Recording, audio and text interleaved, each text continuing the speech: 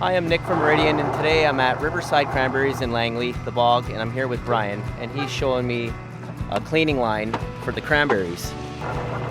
They start off down here, and what do they do from here, Brian? This is a separator. It pulls out the leaves and some of the lighter pieces of vine using a blower.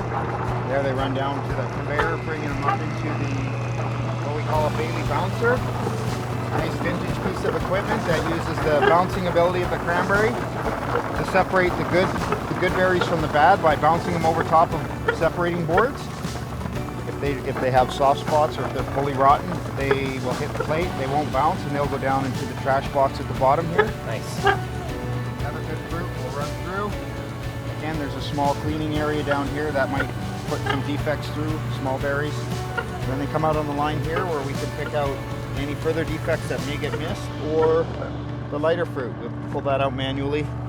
This is all fruit that doesn't have anything wrong with it. We can still use it for sauces and stuff. Because believe it or not, a white cranberry doesn't taste much different than a red one. And from there, it goes into either a bulk pack for delivery, or we can pre-package this into the 1 pound. So thank you. Thanks for all the info, Brian. So fresh local cranberries will be arriving at all Meridian farm markets within the next week or so. Stay tuned and get prepped up for Thanksgiving. Thank you.